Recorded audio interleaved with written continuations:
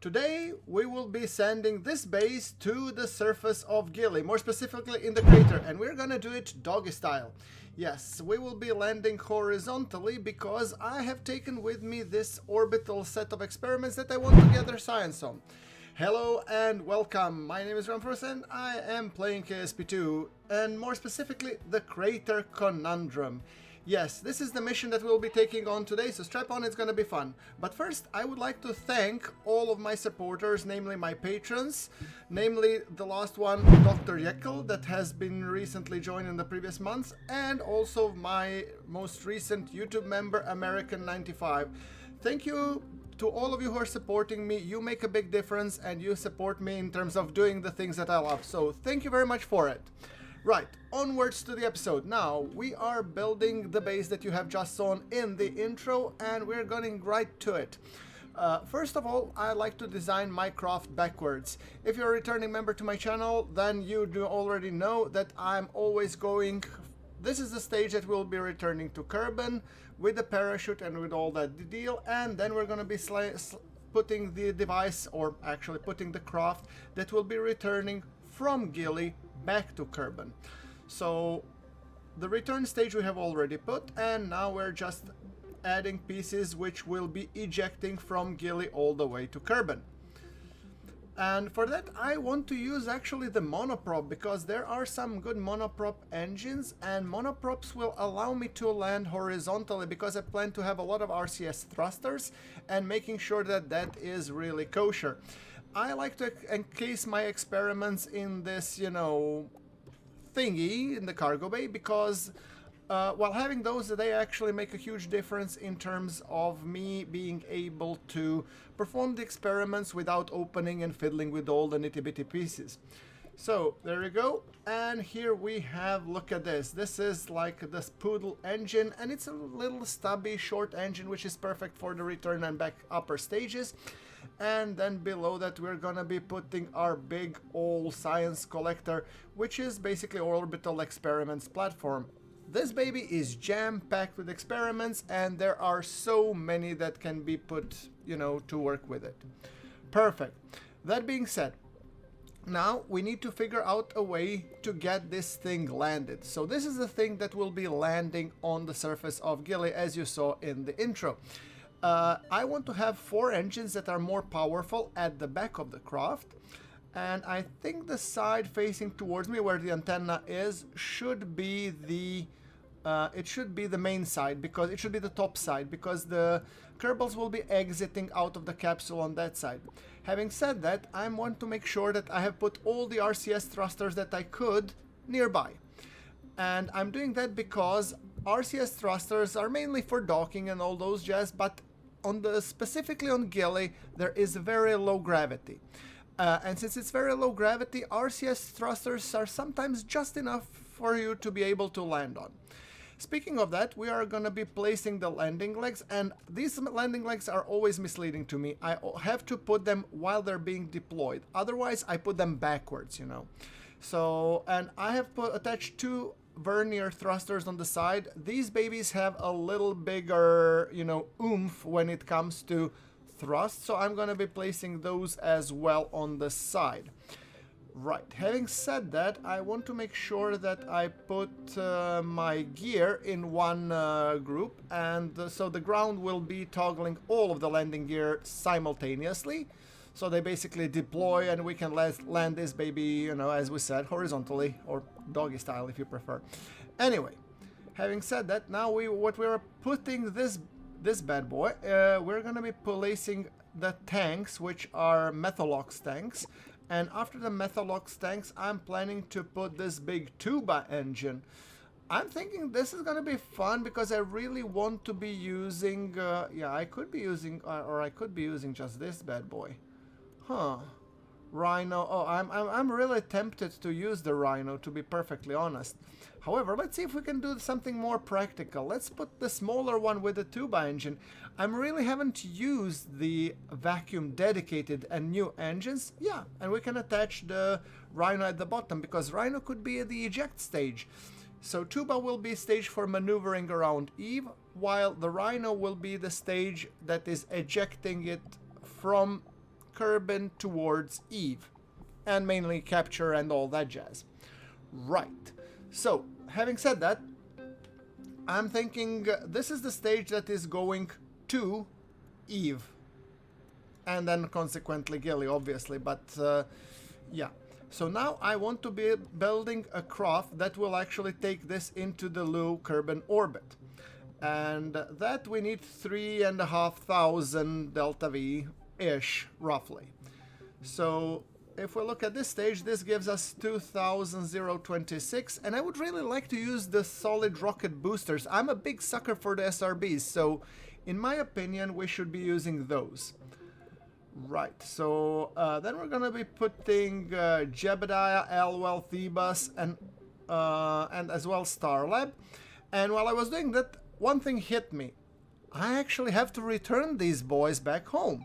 So that, boys and gals obviously, but the problem is I don't want 6 Kerbals, I want 3 Kerbals, 2 of which I can, you know, move around freely between the lab, because lab I believe only needs 2 Kerbals to function properly. In addition, I've added a bit of Clydesdale boosters, because for SRBs, you know, more boosters, they work just nice. Right. So, launch clamps, we always need the launch clamps, and we need some of the Separatrons, because usually I'm detaching the side boosters while still in the atmosphere, and here these little boys actually do a fine work of moving the spent rocket stages away. Right, I think we're ready for the launch, so let's just go and speed up time until Kerbin and Eve are in alignment, and that's pretty much it. So,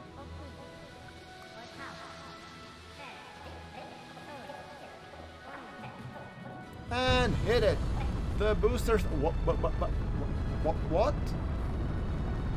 Okay. Who left the gear shift in reverse? Seriously, guys? You know, R is not for, you know, rally. R is for reverse. Yeah, somebody's using a stick shift and clearly doesn't know how to do it. For today's mission, I have chosen my favorite trio, Jeb, Bill, and Bob, and they will be going all the way upwards. Yes.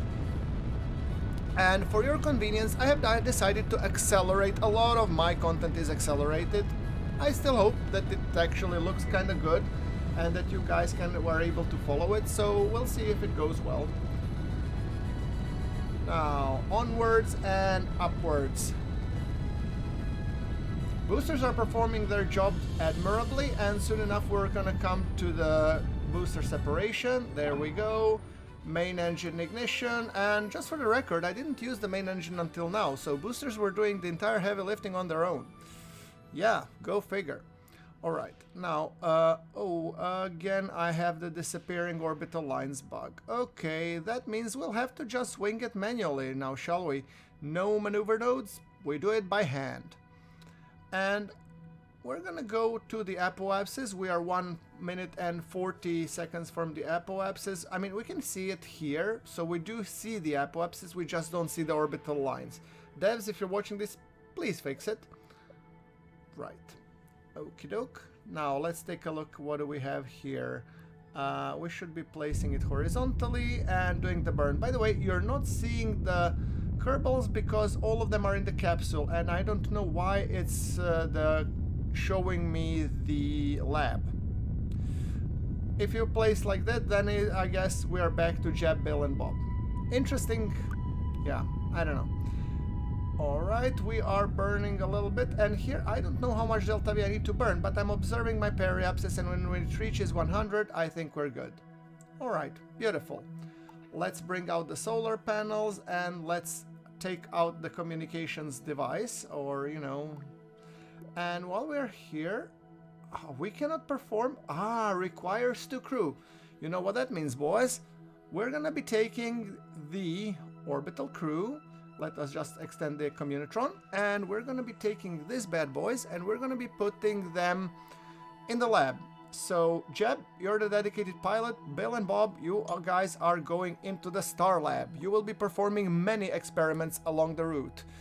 Yeah, Jeb, you get the capsule all to yourself, buddy, and you two are getting much more. So, let's place the maneuver node, and my goal here is to get the Eve ejection, however crude it is. I don't care, it's too much fiddly.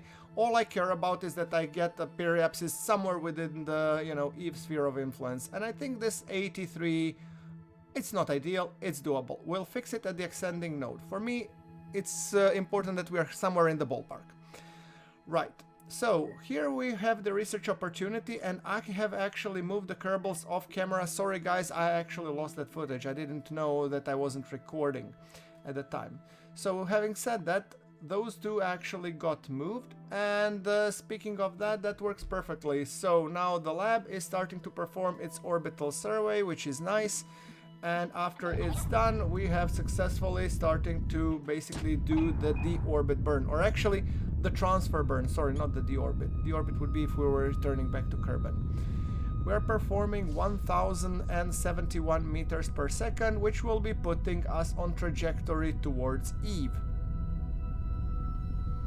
It's not a big burn, and we have plenty of delta V in this stage. I think we're still way on the ascent stage, so yeah.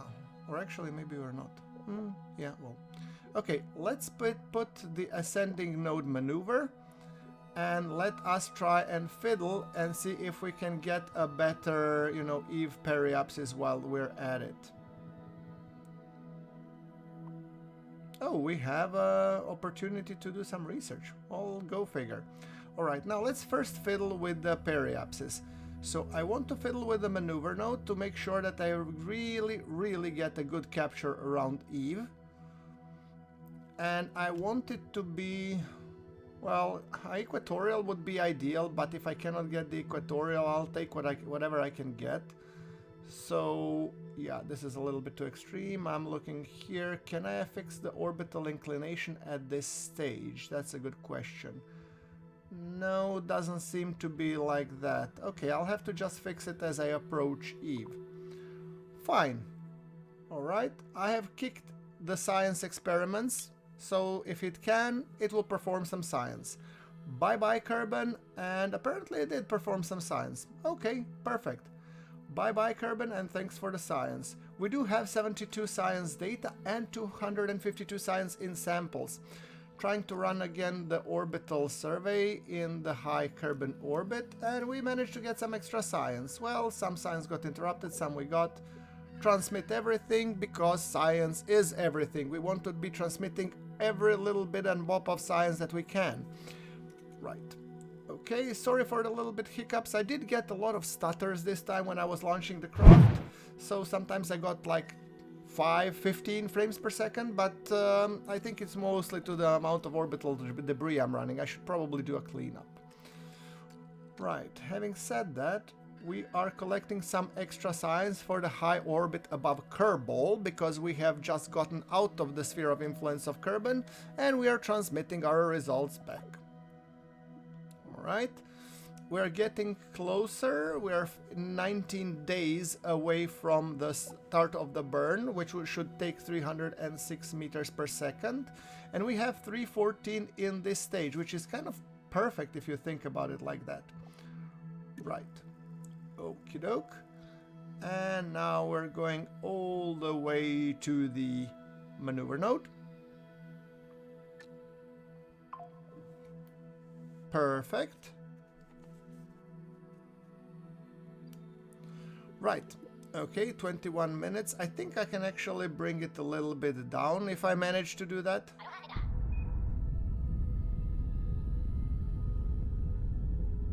Alright, burning. Our periapsis towards Eve is closing, which is, I think it's marvelous. As long as we get somewhere around close, I will be pretty happy. Okay, 945, 700 kilometers above Eve. To me, that's music to my ears. Right, so I'm gonna accelerate the time until we get very close to Eve, which will secure us a very nice, you know, encounter, and then we'll have to align and head towards Gilly.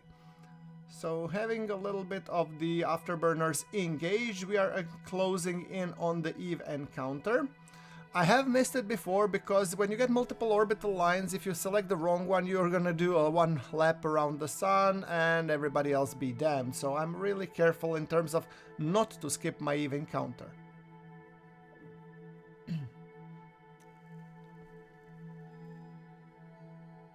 Almost there. And ladies and gentlemen, we are officially in the orbit around Eve. Sorry, not in the orbit, close to Eve.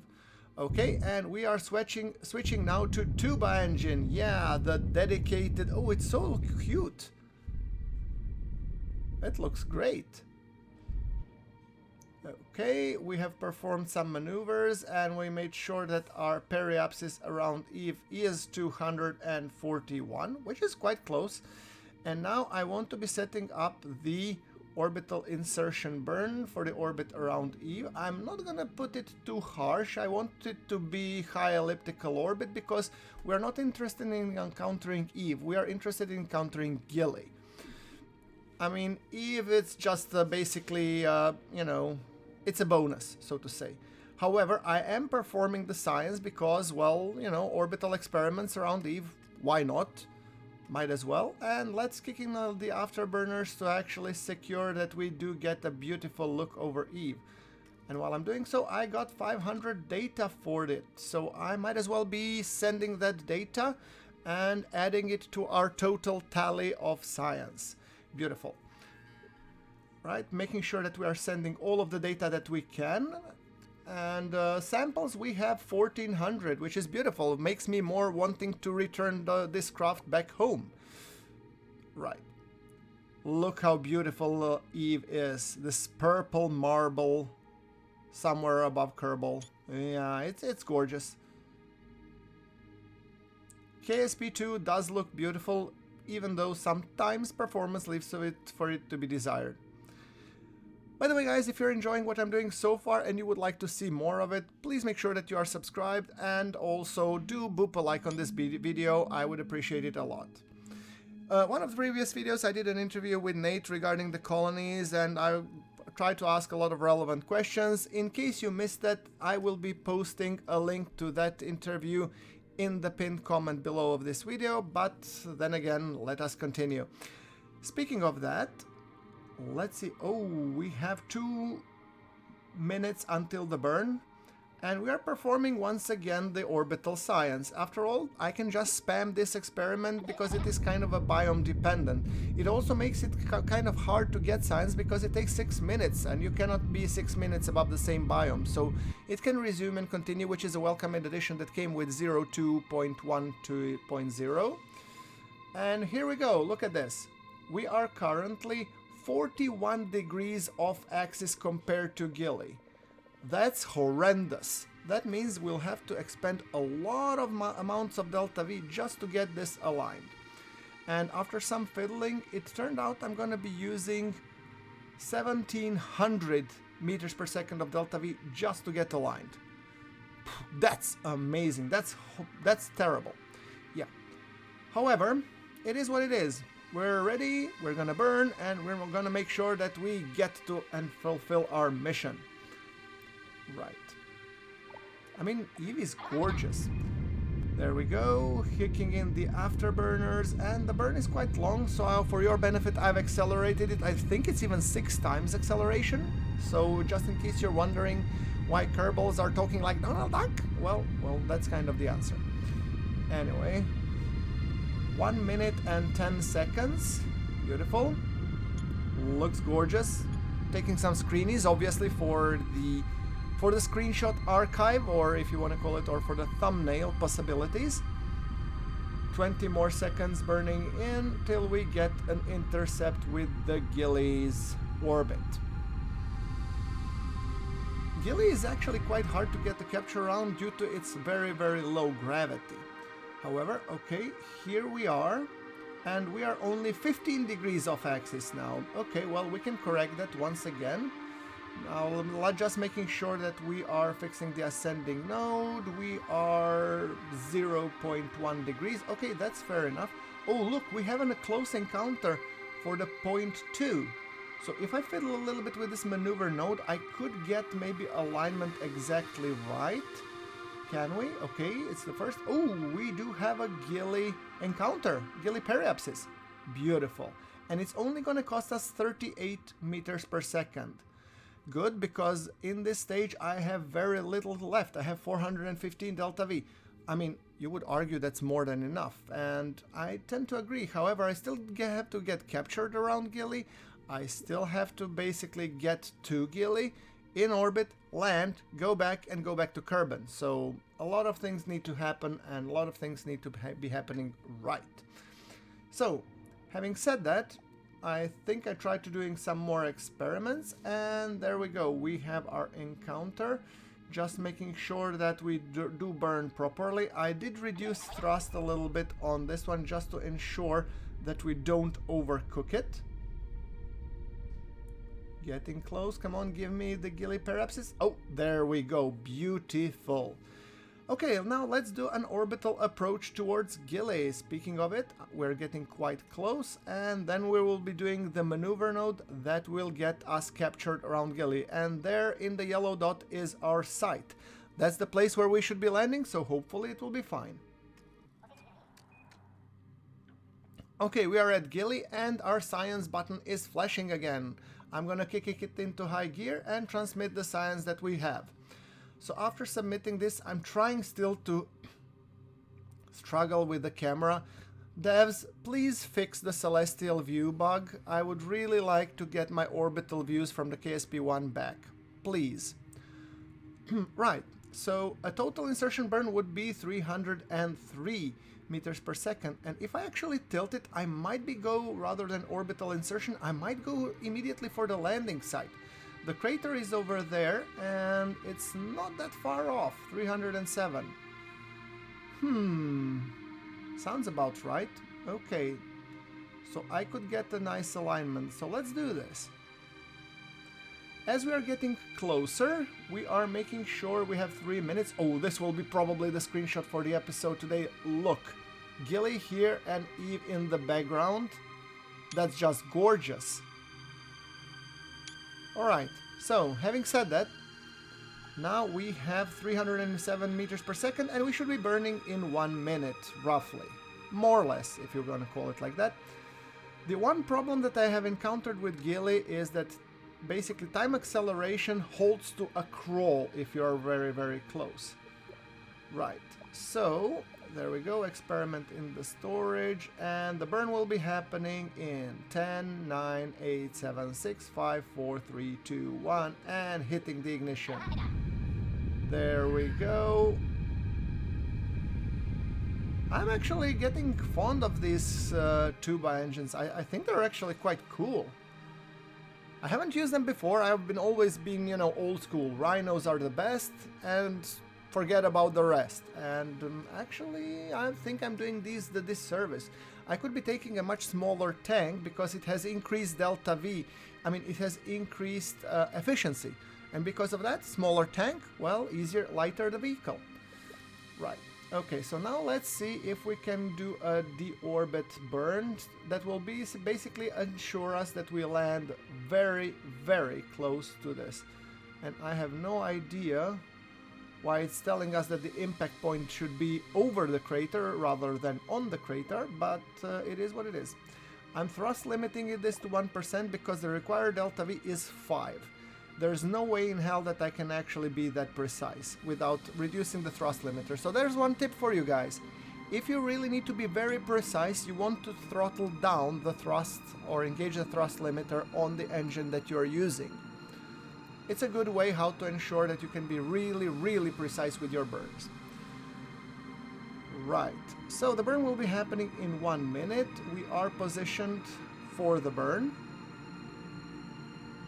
Just making sure that we can accurately hit it. And hit it. Yeah, you don't even see the plume because the thrust I have reduced to so low that you can barely tell. If this yellow bar wasn't moving, I wouldn't know. But if I had left it default, there's a chance with a small enough burn, like with the minimum thrust, I would be shooting out of Gilly's sphere of influence, so I didn't want to risk this, obviously. Right. Here we go. We're getting closer to our impact site. And the whole purpose of it is to get us landed exactly on the spot.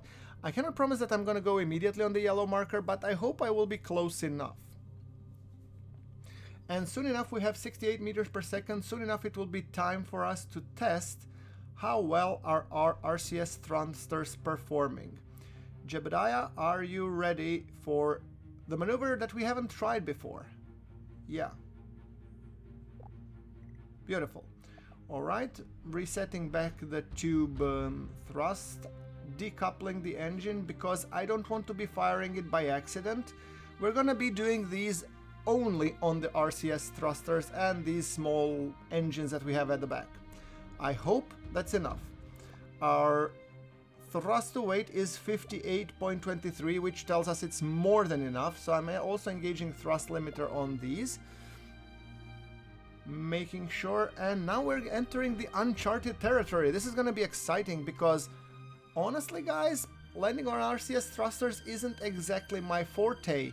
And while we're getting here, I feel like we're going to be overshooting to the left, although my map doesn't tell me that. Interesting. So if we point retrograde, I'm gonna make sure that I can actually return in that way. Okay, that's the retrograde. Fine. And now we're gonna be putting down the gear to make sure that we can land doggy style as promised. And look at this. I think we're gonna miss the crater, so if I need to do it, I'm gonna be placing myself like that. And then I'm going to be burning my RCS thrusters to ensure that I have a good encounter. So I've now engaged the RCS, and if you can tell, the needle is moving a little bit more, you know, eastwards on Gilly. So I am hoping that this works. Approaching Gilly, lowering time warp to a crawl. This, guys, is actually making one of the landings very, very tedious on Gilly. Being upfront, I would really like if we could have one extra notch of time acceleration, because this makes the mission take much longer than it actually needs to. So until you get like up to 5 kilometers above ground or 4 kilometers, I would like to have one extra notch. Right, 11 kilometers above the Crater Conondrum. So we should be ultimately going into this crater and performing the environmental study, if I don't recall correctly. Right. And since Gilly is rotating on its axis, the landing site is eluding us, but we have plenty of delta V, so we're gonna be using that for the landing, obviously. I'm counting with this delta V for the landing and sort of return, and I'm gonna use the top stage to eject myself back to Kerbin. That's the plan. Anyway. So let's see how it goes. Okay, as you can tell, I'm still using RCS very aggressively to lower down the landing site. There we go. We are actually getting closer to the crater, and as you can tell now, I'm starting to go to use the translation thrusters just to make sure that we can land on the spot correctly. Beautiful. Oh, and we have the capability to do another orbital study. Well, don't mind if I do. Will you be able to finish it? That's a whole different story, but let's hope it. Let's hope it. 4 kilometers away. For your benefit, this is like at least 4 times time accelerated so that you can really see. And I'm trying to fiddle with the controls, seeing if I can enable the vernier engines. Didn't want to work for some reason. I don't know why. However, I mean, my RCS should be more than capable of, you know, throttling down. And if we cannot, well, I can always use the rear thrusters. Going so fast down, I think I might use the rear thrusters just to make sure that I don't crash. I mean, if I crash on Gilly, that wouldn't be that just hilarious? Okay, I'm gonna use those. Okay, lowering down. Okay, come on, come on. Panic mode, panic mode. RCS. And taking it easy, and yes, ladies and gentlemen, we have successfully landed in the Gilly's crater. which should make the finishing of our mission very, very simple to do. And if you would really like to see how will it go from here, will we be able to perform experiments, and will we, more importantly, be able to return all the science data back, then I would urge you to hit that subscribe button, because that will be happening in the next episode, because this one has already dragged long enough. All in all, thank you very much guys for watching. I hope you liked the video, hit the like, and I will be seeing you in the next one. Thank you very much for watching. This is Grumforks signing off.